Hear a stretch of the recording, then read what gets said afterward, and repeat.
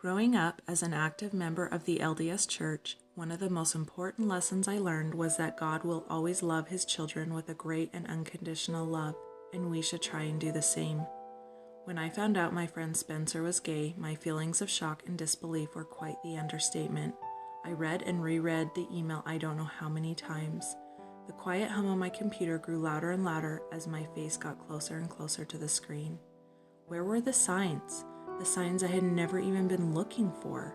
He had been the epitome of the best Mormon boy. I had so many questions for years.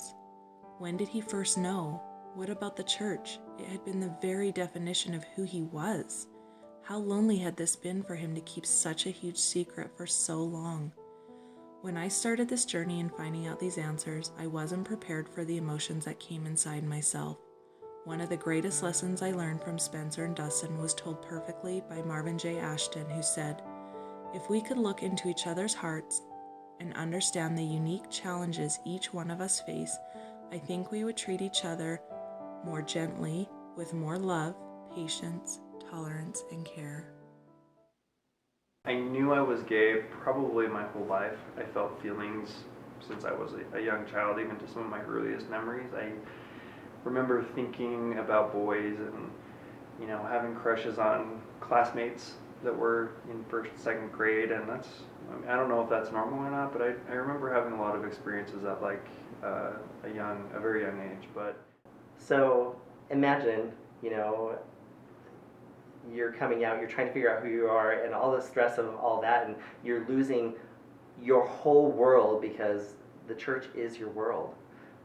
We are raised to believe that it's our world, and your dad coming to you crying, who has only cried one other time at the death of, you feel like you are the next death in his life.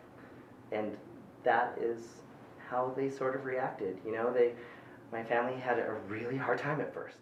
I knew that it wasn't going away, but I basically made a deal with God, and I said, I will put 2 years of my life away for you, and I will serve a totally faithful, honorable mission if you'll just take this away from me. And I did, and I put the gay thing in a little box for 2 years, and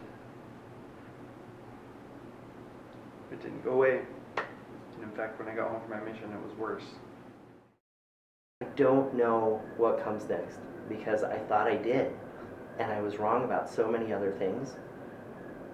I was wrong about how to fix myself. I was wrong about the questions to ask, that I realized that I don't know the answer now. I don't know what comes next for me and for Spencer and for people like us. I don't know, but I do know that I'm still loved. Yes, I felt very lonely growing up on one hand because I had absolutely no one to talk to about the most core parts of me that were the scariest and that I didn't know how to navigate. Everything else that was superficial and that I was supposed to do, everything was great. I had all the support in the world and I had friends and church, community, family, everybody rallied around that, but this was always not something that I ever felt like I could divulge, and so I felt very alone, and it was very scary. If I were to be able to give advice to someone who has been in the same situation as me, it's hard to say this, but I would say several things. One, that to have faith that it will get better, that they're not alone, that they're not the only one that has gone through this or that will go through it.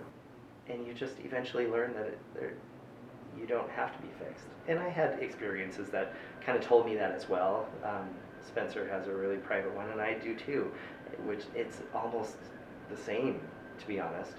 I had spent so many years of my life praying and asking Heavenly Father to take it away from me.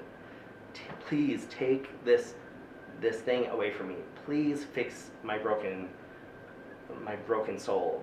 Fix it.